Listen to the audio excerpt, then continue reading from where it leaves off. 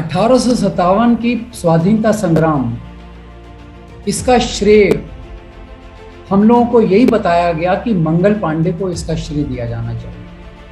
और हर जगह हम लोग मंगल पांडे की बात करते हैं। मंगल पांडे के ऊपर तो एक फिल्म भी बना दी गई और उनको बहुत बड़ा हीरो बना दिया। मैं नहीं कहता हूं कि वो हीरो नहीं थे, उन्होंने रिबेलियन शुरू किया था, पर 1857 की क्रांति का श्रेय उनको नहीं जा सकता। मैं सच्चाई आपको बताता हूं। कारतूस की कहानी सबको मालूम है। कारतूस की कहानी को लेके मंगल पांडे ने अपनी पलटन में रिबेलियन किया था।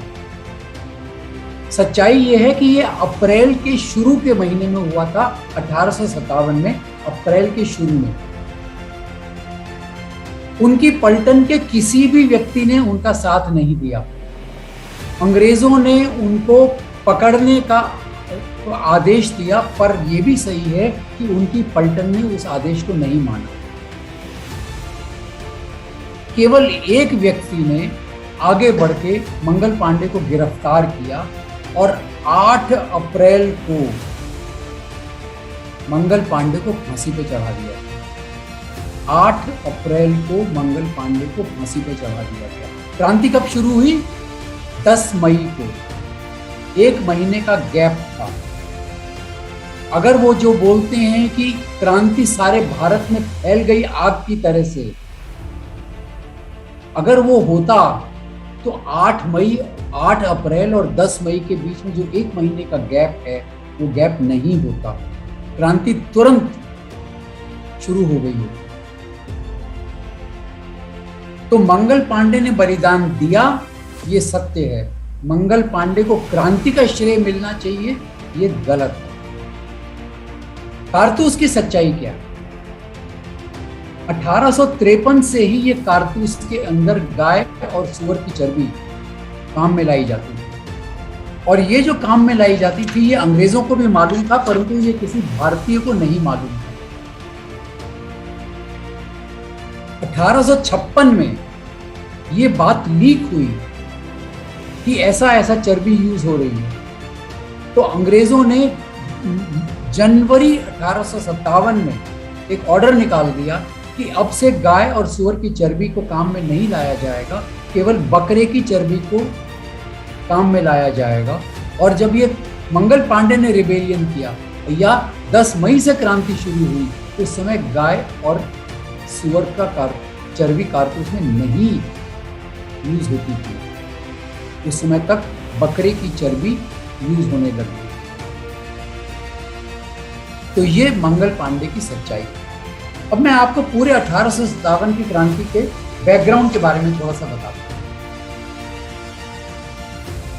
1757 में, सबको मालूम है ये अंग्रेजों का इतिहास, 1757 में क्लाइव आया और क्लाइव ने धीरे धीरे कलकत्ता के बाद मद्रास के बाद जितने भी भारत के राज्य थे उनके ऊपर कब्जा करना शुरू कर दिया। क्यों? उनके पास धन था, राज्यों को धन की जरूरत थी, उनके पास फौज थी, राज्यों को फौज की भी जरूरत थी। तो धीरे धीरे इन्होंने फौज को दे के वहां से धन लेना शुरू कर दिया। राज्यों के खजाने खाली हो गए। जब राज्यों के खजाने खाली हो गए तो अंग्रेजों ने उनके ऊपर कब्जा करना शुरू कर दिया। कब्जा जहां नहीं भी किया, वहां आधिपत्य जमाना शुरू कर दिया। केवल एक आपको कहानी सुनाता हूं अवध की। 1801 में अवध में एक अंग्रेजों की और अवध राज्य की एक ट्रीटी हुई, एग्रीमेंट हुआ, जिसके अंदर अवध राज्य में अंग्रेजों की गैरिसन आई, वहां पे रही और उसके खर्चे के लिए अवध राज्य को 75 लाख रुपए सालाना देना पड़ता था। उस जमाने में 75 लाख रुपए छोटी रकम नहीं थी। इसकी वजह से अवध का खजाना धीरे धीरे खाली होना शुरू हो गया। पूर्ति करने के लिए कई बार अवध ने अपनी जमीन तक अंग्रेजों को दे दी कि भाई 75 लाख के बदले में आप ये जमीन ले, लेकिन कितने दिन तक ये जमीन दी जाती। उसके बाद 1837 में एक और ट्रीटी हुई उसी अवध के साथ कि भैया अगर आप गवर्नेंस अच्छी नहीं करोगे तो हम आपके राज्य पर कब्जा करेंगे। खजाना नहीं है तो गवर्नेंस अच्छा कहां से होगा। अगर अवध का राज कोशिश भी करे, कोई कानून वहां पे डालना चाहे जिससे जहां वहां की जनता को कुछ फायदा मिले, तो अंग्रेज मना कर देते थे कि ये कानून हम नहीं आपको चलाने देंगे, क्योंकि आधिपत्य तो था ही। करते करते करते जब अवध का खजाना खाली हो गया, 1856 में जाके उन्होंने अवध के ऊपर पूरा का पूरा कब्जा कर लिया। और ये स्थिति अवध की एक कहानी मैंने सुनाई, धीरे धीरे बहुत सारे राज्यों की ऐसी स्थिति हो गई। स्थिति ये हो गई थी कि अब लोगों के मन में ये जागृति आने लग गई थी कि हमको अंग्रेजों को यहाँ से हटाना है, जैसे तैसे भी हमको अंग्रेजों को यहाँ से हटाना है। पर लीडरशिप कहाँ से आई? लीडरशिप के लिए तो बहुत जरूरी है ये सवाल। इसके लिए क्या हुआ? 1857 की जो बैकग्राउंड, 1857 की जो प्रिपरेशन थी, ये आप विश्वास नहीं करेंगे, इसकी शुरुआत इंग्लैंड में हुई। इंग्लैंड में अजीमुल्ला खान और रांगो बापूजी, ये दोनों व्यक्ति वहां पे थे। उन्होंने आपस में बहुत चर्चा करी, लोगों से चर्चा करी, भारतीयों से, लोगों से चर्चा करी, और धीरे धीरे इसका एक प्रारूप बनाया कि हमको क्रांति लाके अंग्रेजों को निकालना है, कैसे करेंगे। वहां से अजीमुल्ला खान यूरोप चले गए। वो देखना चाहते थे कि अंग्रेजों का जो रशिया के साथ क्रीमियन वॉर हुआ था उसमें अंग्रेजों की क्या स्थिति हुई। और रांगो बापूजी जो हैं वो भारत आ गए। भारत में एक जगह है ब्रह्मवर्त। ब्रह्मवर्त आज जो है बिठूर, कानपुर के पास है, उस समय उसका नाम ब्रह्मवर्त हुआ करता था। तो ब्रह्मवर्त में आ गए। ब्रह्मवर्त को बेस बनाया गया, सेंटर बनाया गया क्रांति का। तांत्या टोपे, सबने नाम सुना होगा। तांत्या टोपे महाराष्ट्र में थे, वहां से वो ब्रह्मवर्त आ गए। ब्रह्मवर्त वो जगह है जहां पे रानी लक्ष्मीबाई का और तांत्या टोपे का बचपन बीता था, जहां पे उन्होंने सारी क्षत्रिय की जो सीख थी, जो उनका ज्ञान था, वो उन्होंने वहां पे सीखा था। वहां पे जब उन्होंने प्रिपरेशन शुरू करी, ये मेरा अनुमान है कि 1840 के आसपास की बात होनी चाहिए, क्योंकि इसका मेरे को कहीं प्रमाण नहीं मिला, तो मैं आपको तारीख नहीं बता सकता हूँ, बट अंदाज 1840 के आसपास की बात होनी चाहिए, क्योंकि प्रिपरेशन में समय बहुत लगता है। उस समय कोई कम्युनिकेशन सिस्टम्स भी नहीं थे, तो इसलिए अंदाज मैं करता हूँ कि करीब 15-20 साल लगा होगा इस क्रांति को फ्रूशन देने में। तो बहरहाल ये हुआ कि इन्होंने जितनी भी प्रिपरेशन करी, वहाँ पे इनके अलावा और भी लोग थे, इनके साथी थे, इन्होंने जो भी प्रिपरेशन करी, उस प्रिपरेशन के अंदर ये हुआ कि हमको सारे भारत में फैलाना है, और केवल राज्यों में नहीं फैलाना है कि राज्यों के राजाओं से बात होगी, राज अपनी फौज दे देंगे। जब तक हर नागरिक इस बात के लिए जूझे नहीं, और हर नागरिक में वहां की औरतें भी अगर जूझे नहीं, तो क्रांति की सफलता नहीं होने वाली, स्वतंत्रता संग्राम की सफलता नहीं होने वाली। इसकी वजह से उन्होंने चारों तरफ दूत फैलाए, कहीं पे गुप्तचर फैलाए, कहीं पे दूत फैलाए, ब्राह्मण भेजे, नाई भेजे, लोगों से बातचीत करने के लिए, लोगों से समझाने के लिए, लोगों को उकसाने के लिए। दर्द तो सबके मन में था, और जब इस तरह की बातें शुरू हुई तो सब के सब लोग तैयार हो गए। धीरे धीरे जब सारी जगह कम्युनिकेशन फैल गया, तब ये निश्चित हुआ, 1856 में जाके ये निश्चित हुआ जब ये अवध का सारा टेक ओवर हो गया, 31 मई 1857 की तारीख निश्चित हुई कि उस दिन सारे भारत में एक साथ क्रांति होगी, संग्राम शुरू होगा। ईस्ट इंडिया कंपनी के जितनी भी फौजें हैं उनको हम अचानक उनके ऊपर अटैक करेंगे, उनको मौका नहीं मिलना चाहिए तैयार होने का, और वहां से हम उनको मार डालेंगे, खदेड़ डालेंगे। सब लोगों के पास ये खबर पहुंच गई, सब लोग तैयार बैठे। अचानक क्या हुआ?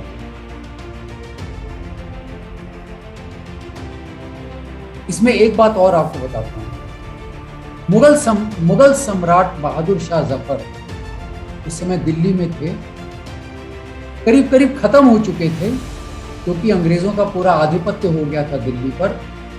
उसके मन में भी आया कि मेरे को इस क्रांति में भाग लेना है, अगर मुझे मरना है तो मैं एक वीर की भांति मरना चाहता हूं। मैं एक अंग्रेजों का गुलाम, अंग्रेजों का बंदी बन के मरना नहीं चाहता हूं।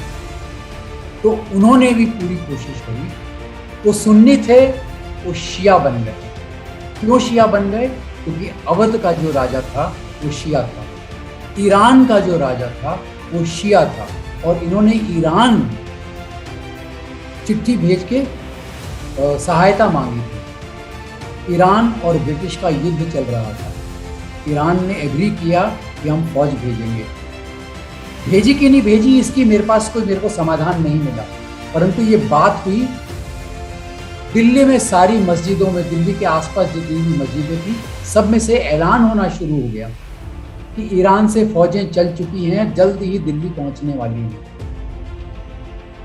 ब्रिटिश के अंदर भी थोड़ी सी हलचल मच गई कि अब मामला गड़बड़ होने वाला है, परंतु शायद वो चौंके नहीं, क्योंकि उनका खुद का युद्ध चल रहा था ईरान।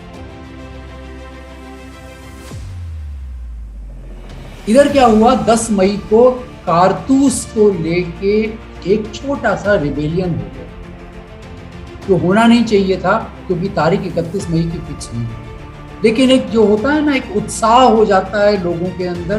वहां पे जो योद्धा थे, यहाँ पे जो सिपाही थे, उनके मन में ये रिबेलियन शुरू हो गया। कारतूस को लेके उन्होंने रिबेल कर दिया,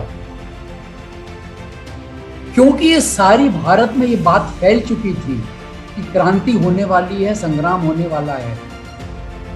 ये बात तुरंत सारे भारत में फैली। लोग कंफ्यूज हो गए। ये अनफॉर्चुनेट पॉइंट हो गया, लोग कंफ्यूज हो गए। और कंफ्यूज होने के बाद वहां पे क्या हुआ कि कुछ लोगों ने 10 के बाद 11, 12, 15, 20 संग्राम शुरू कर दिया।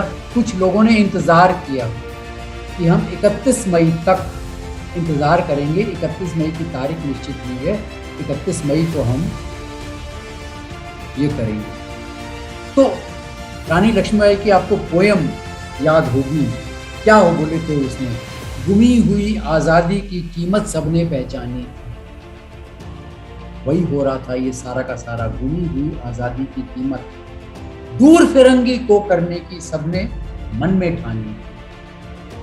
ये सारा का सारा जो प्लानिंग था, फिरंगी को दूर करने के लिए इसकी प्लानिंग हुई थी। तो 31 मई की तारीख फिक्स हुई। 31 मई की तारीख के बाद इसके अंदर कंफ्यूजन आ गया। कंफ्यूजन आने के बाद अंग्रेज चौकन्ने हो गए। फिर भी संग्राम हुआ, और संग्राम क्या, जैसे पहली लाइन जो इसकी है, सिंहासन हिल उठे, सिंहासन हिल उठे, राजवंशों ने भ्रिकुटी तानी थी, बूढ़े भारत में भी आई फिर से नई जवानी थी। ये पहली लाइन है जो मैंने पहले पढ़ी, वो बात की लाइन है, बूढ़े भारत में भी आई फिर से नई जवानी थी। सारे लोगों में जोश छा गया, और ये जो जोश छाया, अंग्रेज चौकन्ने जरूर हो गए, लेकिन अंग्रेजों को बहुत बुरी मात पड़ी। 2 महीने 3 महीने तक ये लोग तकलीफ में रहे। मेरे ख्याल में और भी ज्यादा शायद रहे। हमको सबसे पहले ये बात समझनी पड़ेगी, कोई भी क्रांति अगर होती है तो उसके पीछे कोई बहुत बड़ा कारण है। क्रांति जब होती है तो उसके पीछे एक बहुत तंगी होती है, यार तंग आ गए, बहुत तकलीफ हो गई, अब हमको कुछ करना है। एक कारतूस के पीछे क्रांति कभी नहीं हो सकती। जब हमको कुछ करना है, लोगों में जज्बा आ जाता है, तब केवल एक लीडर की जरूरत होती है। और वो लीडर हमारे थे नाना साहेब, वो लीडर थे हमारे अजीमुल्ला खान, वो लीडर थे हमारे और भी लोग जो उस समय इकट्ठे हो गए थे ब्रह्मावर्त में। ये सब हमारे लीडर थे। उधर से हमारी रानी झांसी लीडर थी, और भी कई राज्यों के लोग इकट्ठे हो गए, उन्होंने अपनी लीडरशिप दिखाई। चमक उठी सन 57 में, वह तलवार पुरानी बुंदेले हर बुंदे। सबने ये कविता सुनी हुई है। जोश आ जाता है, और यही जोश सारे भारत में उस समय फैल चुका था। अनफॉर्चुनेट चीज क्या हुई उस समय, सिखों का समाज क्रांति में जूझना चाहता था, पर सिख राजा जितने भी थे वो अंग्रेजों का साथ नहीं दिया। उसकी वजह से इस क्रांति में बहुत ढीलापन आ गया। गुरखे भारतीय थे, परंतु पता नहीं क्यों उनके मन में भी यही आया कि हम पे अंग्रेजों का साथ देंगे। उन्होंने अंग्रेजों का साथ दे दिया। और ये जो दो उनको, मैं तो उस समय ये बोलूंगा, उस समय हमारे जो सिख भाई थे वो गुरुओं का बलिदान भूल गए थे। गुरु अर्जन देव जी, गुरु तेग बहादुर जी, गुरु गोविंद सिंह जी, गुरु गोविंद सिंह के बच्चे, ये जो उन्होंने औरंगजेब के टाइम, उसके पहले जहांगीर के टाइम, ये जो सारे हमारे बलिदान हुए थे, हमारे सिख भाई वो बलिदान भूल गए थे। जैसे वो बाहर वाले थे, ये फिरंगी भी बाहर वाले थे। परंतु जो हुआ, इसकी वजह से फाइनली हमारा 1857 का स्वाधीनता संग्राम भारत हार गया। फिर भी 2 साल तक खींचा, 2 साल, 1859 में जाके तब तात्या टोपे जी की गिरफ्तारी हुई। अप्रैल का महीना था, तब जाके ये क्रांति समाप्त हुई। इनको चौकन्ना कर दिया गया, 20 दिन का इनको गैप मिल गया। सिखों के राजा क्रांतिकारियों के साथ मिले नहीं, ये अंग्रेजों का साथ दे दिए, गुरखा अंग्रेजों का साथ दे दिए। उसके बाद भी 2 साल तक ये क्रांति चली, अंग्रेजों का बुरा हाल हुआ। अगर ये नहीं होते तो हमारी आज़ादी 1947 के बदले 1857 में ही निश्चित थी। 57, 58, 59 में ही निश्चित थी, कहीं जा नहीं सकती। दोस्तों, ये है 1857 की क्रांति का सच्चा इतिहास। और ये इतिहास जानना हमारे सारे भारतीयों के लिए बहुत जरूरी है। आशा है आपको ये इतिहास समझ के आगे के लिए आप याद रखेंगे, ध्यान रखेंगे, समझ रखेंगे। जय हिंद दोस्तों।